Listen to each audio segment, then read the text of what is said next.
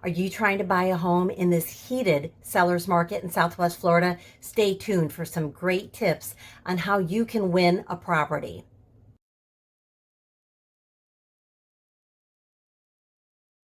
Before we get started, hit the subscribe. That way you won't miss a single episode. This is quite a heated market that we are in, so I'm going to give you some tips, both from a buyer's agent perspective, but mostly from a seller listing agent perspective. I've worked both sides of it, and if you are a buyer, you're going to need some tips that maybe your buyer's agent really doesn't know. Some of these tips are things that have actually happened in the course of me trying to get my own listings under contract, and maybe it'll help you too. First things first, we run with the software here called Showing Time, and a lot of times, not always, the agents use that software to schedule their showings. The agents like me who have a listing that's going to be very busy do not allow overlapping showings. That means we allow a showing appointment for just a specific time for one person. So, for example, you get a 9 o'clock appointment. We allow a 30-minute window. You have 9 to 9:30. The next person has 9:30 to 10. So all of this keeps everything in a nice, orderly fashion, gives you privacy as a home buyer. But it also means if you show up 20 minutes late to your appointment, you only have 10 minutes late. 10 minutes left. The people behind you are going to be running on time, and it doesn't matter what time you got there, you have a window, and that's all you really get. So that also means you might need to streamline your appointments. That means, leave the pets at home. You might need to get a babysitter so that you aren't distracted, so that you spend your time in this property efficiently. It also means if you need somebody with you who is a decision maker, they need to be there, because believe it or not, these time schedules can fill up and fill up rapidly. If the schedule actually fills up, you may miss an opportunity to see the property again later that day.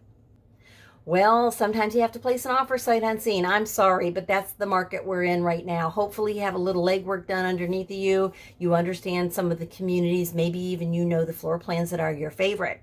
Long story short, a good listing agent is going to make sure that you understand what's going on with the home. That means the maximum amount of photographs. That means 2 visual tour or video tour slots, and even floor plans.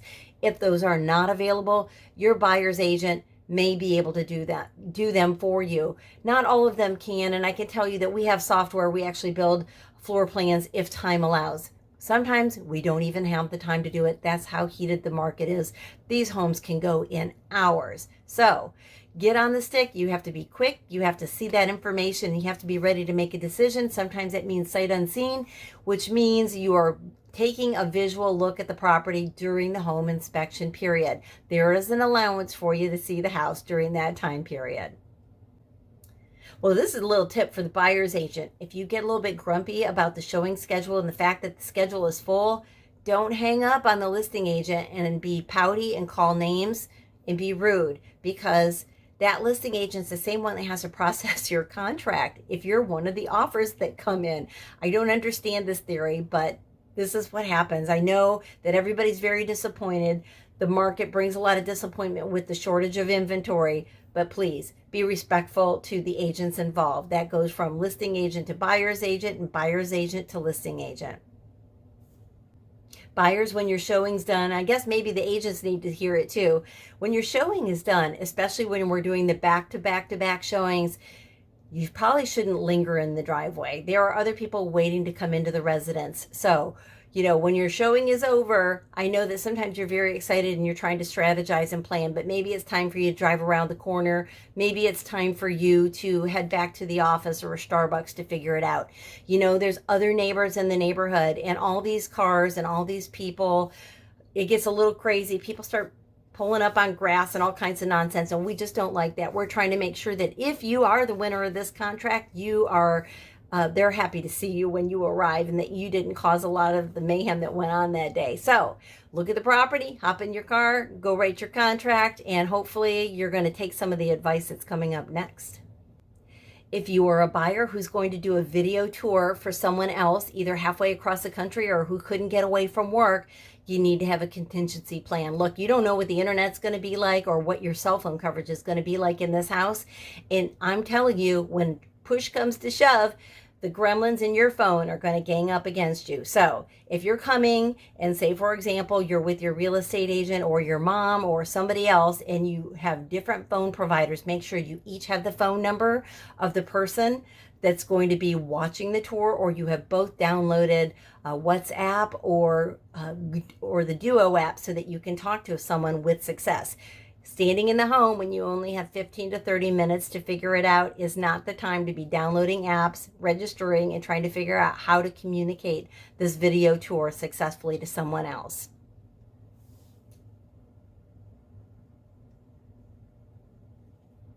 It would be really helpful if someone in your party, whether it's yourself or your real estate agent, asked the listing agent or whoever the house host is if there are offers on the property. You can gain valuable information just by paying attention and asking appropriate questions.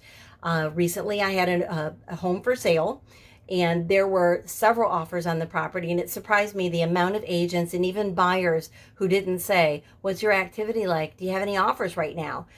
I just started volunteering. Look, we've got several offers. We decided with the sellers that we weren't going to ask for the highest and best after offers came in. We already knew we had multiple offers. So we talked to everybody involved and said, look, we have multiple offers already. So if you're sending an offer, please use your highest and best price and your best terms for the seller, because we won't be coming back asking for them again. Oh my, oh my, oh my. Don't do things in somebody's house while you're touring it. Don't press the garage door button.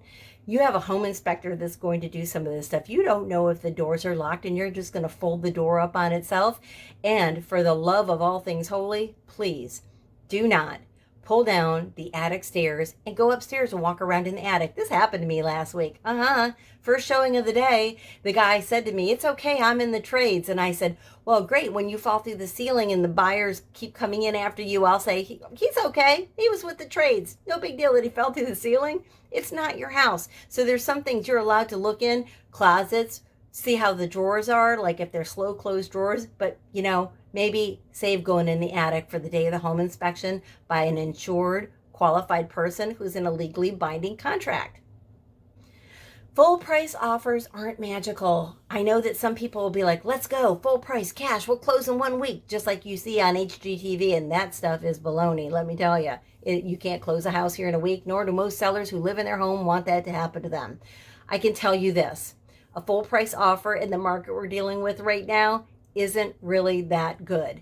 I had a property recently that I listed. I think we had 25 showings. We had 12 offers that started at list price and went about 20% over list price on that particular property. So the full price ones, I think we had 3 of those. Nothing really happened with them. I mean, they were great offers. Honestly, I do believe that those buyers meant well and they thought that that was a great idea. However, when you're offering on a property, there are a lot of people in the stream, and think of the real estate market as a stream of water going by. And there are some people that have been in the river way upstream and they've already lost 3 or 4 houses. And there are people that just got to the water's edge and hopped in. Those are the ones that go under first and kind of get tumbled in the water before they get their bearings. So those other people, they start placing those offers. They've lost 3 or 4 homes and they felt the sting and now they're serious about it. And the other people that just hopped in the stream might be only offering full price. Here's a new one. I don't have a fax number. I don't. I haven't had one for a long, long time. The last one I had was an electronic fax. It was several years ago, and years went by without me even getting a fax in my email. So I discontinued it. So if your agent is sending a fax, there's a whole different level of the playing field that you're on than some other people. It might not be the highest and best way to get an offer to an agent.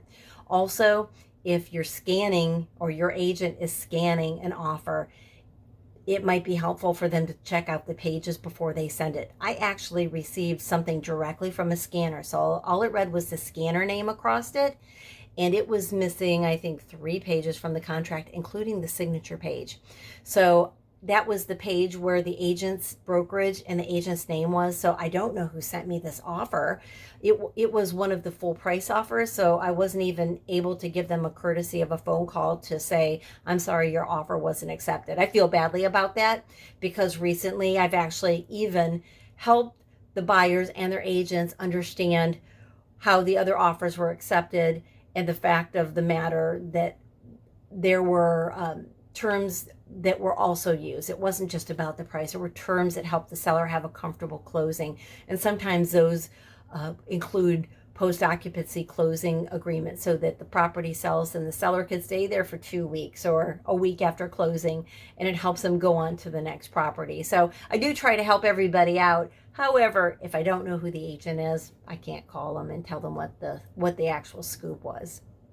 And sadly, there were some agents that sent me offers that never followed up, and I didn't even know that they were available. Now, I searched the property address in my email just to make sure, and I have a filter that sends it all into a folder, but every once in a while, if something comes from an electronic software platform called App Files, it just goes to spam, and I can't get them. So I did find one of those after the fact. It was, again, a little bit over list price, but it was nowhere near the accepted offer.